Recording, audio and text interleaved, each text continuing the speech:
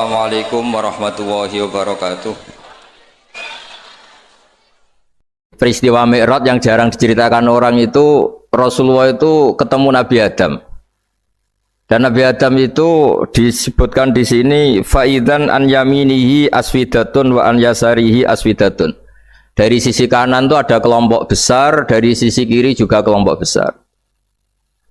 Saya baca teks aslinya ya, tabarruk ya, supaya dapat berkah dari bahasa Rasulullah SAW. Ini cerita Nabi ketika ketemu Nabi Adam. Fa idza nazara qibala yaminih dhahika wa idza nazara qibala shimalih baka. Nabi Adam ketika melihat ke kanan tuh senyum-senyum, senang sekali. Tapi kalau melihat ke kiri itu nangis. Lalu Rasulullah SAW tanya ke malaikat Jibril, itu siapa? Itu Adam. Dan yang kelompok di kanan itu ahli surga. Maka beliau kalau melihat senang sekali, dan kalau yang di kiri itu ahli neraka, kalau beliau melihat itu susah sekali. Artinya apa? Betapa susahnya jadi Nabi Adam itu. Jadi kalau misalnya ada koruptor ketangkep gitu ya, yang nangkep ya cucunya, yang ditangkep juga cucunya. Kalau kita punya anak 10 itu, terus yang satu misalnya nyuri milik temannya, milik saudaranya itu, sing naboi ya anaknya, yang ditabui juga anaknya. Kayak apa tersiksanya seorang Nabi Adam? Karena nggak punya pilihan, pasti dari sekian kasus dolim dan mazlum, yang mendolimi maupun yang didolimi itu pasti anak cucunya.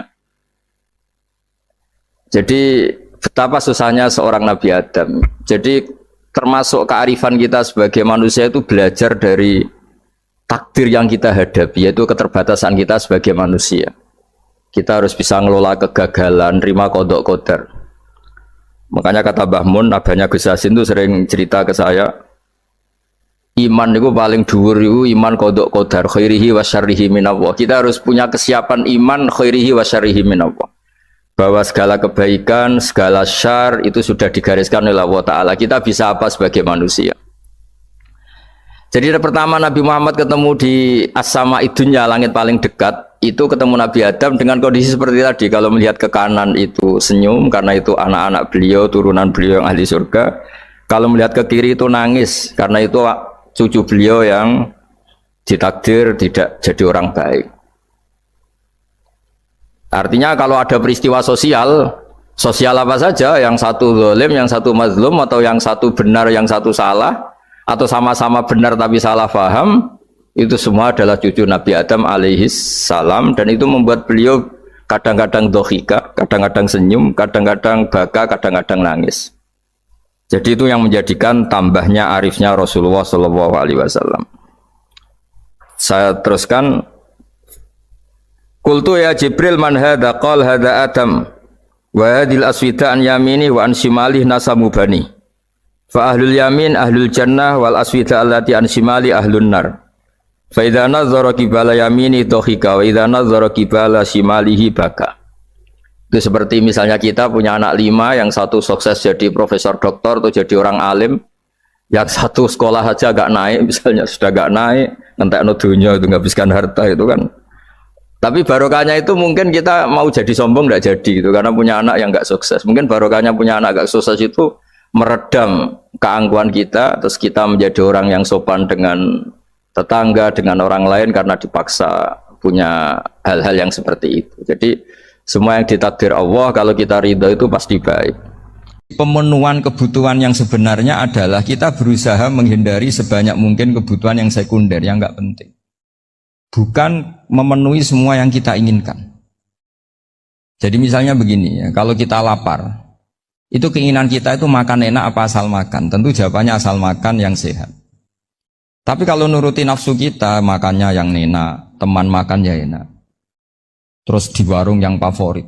Ini kan satu kebodohan. Kenapa untuk makan saja butuh definisi sekian banyak? Yang kita harus kecewa, warung favoritnya bisa sudah tutup, atau kita ke sana harus macet. Ribet. Yang benar-benar arif dan bijaksana itu adalah al-istighna anisya. Sesuatu yang tidak mendesak itu jangan jadikan kebutuhan. Sehingga kalau kita puasa misalnya, semua makanan itu enak karena kita sangat lapar. Sehingga Abul Qasim Al-Junaidi ketika ditanya, ma'idamu to'am, lauk makanan itu apa? Jawabannya lucu, alju, lapar. Kalau kamu lapar ya semuanya enak. Ini sudah mulai hilang. Kita bilang makan enak itu ya sate, ya gulai, ya pizza yang kita senang. Akhirnya apa? Untuk nikmati nikmatnya Allah itu kita jadi ribet. Apalagi yang orang-orang fasik harus ditemani perempuan yang tidak halal misalnya, atau harus ada ajudan, ribet. Nah pertanyaannya, orang yang ribet sama yang nggak ribet itu pinter mana? Pinter yang nggak ribet. Nah ini kearifan-kearifan yang mulai hilang. Lalu siapa yang bisa mewarisi itu? Ya ulama. Jadi ulama itu cara berpikir sebenarnya simple. Makanya mereka sering kalau tahajud itu, di antara makalah Sayyidina Ali paling terkenal dan yang menjadikan beliau punya derajat yang luar biasa itu adalah kafani izzan an takuna li robban wa kafani fakhran an akuna laka abdan. Ya Allah, saya ini sudah begitu mulia, begitu terhormat dan sangat-sangat terhormat karena yang menjadi Tuhan itu Engkau. Jadi rumus pertama itu karena menjadi Tuhan itu Engkau. Hanya Tuhan yang abadi, Tuhan yang pertama, hanya Tuhan yang al-awwal. Coba ya Allah, kalau saya ini punya Tuhan Fir'aun, punya Tuhan mati jadi tontonan lagi, itu kerennya di mana coba? Andaikan kita punya Tuhan Fir'aun, atau punya Tuhan yang asal usulnya manusia, apapun hebatnya manusia itu, kita punya Tuhan manusia itu. Tuhan yang lapar, yang kalau nggak makan mungkin pingsan, mungkin bisa kena COVID, nanti Tuhannya diisolasi, kayak apa? Makanya ketika Tuhan Allah menyindir ketuhanan selain Allah itu, Allah hanya menyindir dengan kalimat sederhana, karena yakulanit to'am, yang kamu tuhankan itu masih makan. Hanya kalau nggak makan ya lemes. Jadi lama-lama ada orang gini, alhamdulillah tadi Tuhan mampir ke saya, kelihatannya lapar, setelah tak kasih makan sehat lagi. Susah nggak punya Tuhan yang seperti itu. Beda dengan Tuhan kita, Tuhan yang nggak butuh makan, nggak butuh minum, al-qayyum, zat yang berdiri sendiri tanpa butuh yang lain, al-awwal. Sebelum ada langit bumi sudah ada Tuhan kita yaitu Allah. Bandingkan dengan Tuhan-Tuhan yang dipertuhan yang lain, yang adanya setelah bumi, misalnya Fir'aun dan sebagainya. Sehingga Sayyidina Ali pertama jadi kebanggaan apa? Kafani izzan antakuna li robban. Saya ini keren betul, karena punya Tuhan yaitu Engkau. Tuhan yang lahul asma'ul husna, Tuhan yang semuanya punya kebaikan, punya keabadian, punya keagungan. Terus wa kafani fakhron an akuna laka abdan, dan saya bangga sekali karena saya menjadi hambamu. Kalau saya jadi hambanya Pak Rektor ribet kan, sudah tak hormati ternyata nanti tidak rektor, ya kan ribet kan. Terus pokoknya ribet, jadi budaknya manusia itu ribet.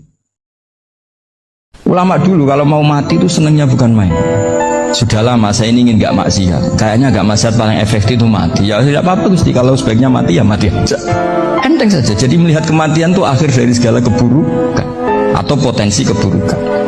Apapun baik kita sekarang, suatu saat mungkin kita nggak baik. Yang bisa menghentikan ketidakbaikan atau potensi ketidakbaikan itu apa tuh Pak? Mati kan? Berarti mati itu mengerikan apa menyenangkan? Mesti kamu udah berani menjawab. Meskipun secara ilmu kamu berani, tapi secara rasa nggak berani kan? Saya ulang lagi ya, yang bisa menghentikan keburukan atau potensi keburukan itu apa tuh Pak? Apa? Kematian. Berarti kematian itu menyenangkan atau menyusahkan? Apapun kamu tidak berani jawab karena kamu agak-agak duniawi itu kelihatannya. Tapi secara ilmu kamu tahu kan kalau mati itu tidak buruk-buruk banget. Karena apa? Itu akhir dari segala itu. Sehingga Nabi ngajarkan kalimat itu begitu luar biasa. Allahumma ahyini maka natil hayatu khairan li wa tawaffani maka natil wafatu khairan li. Nabi melihat dunia itu begitu indah. Ya Allah, kalau saya ini hidup, anggap saja hidup ini ziyadatan li fi kulli khairin, menjadi modal saya menambah segala kebaikan. Jika suatu saat saya mati, anggap mawon rohatan li min kulli syarrin, itu akhir dari segala keburukan saya. Sehingga mati hidup ya baik karena di situ kita bisa berkontribusi beramal soleh. Mati juga baik karena mengakhiri segala keburukan. Nabi nanti ngendikan lagi, ajaban li amril mu'mini inna amrahu kullahu khair. Orang mukmin itu mengagumkan, semuanya baik. In asobat na'ma syakara fakana khairan lah. Kalau baru dapat nikmat dia syukur, maka itu baik. Wa in asobatu dorro sobaro, kalau dapat masalah mereka sabar, itu juga baik. Sehingga orang mukmin dua sisinya pasti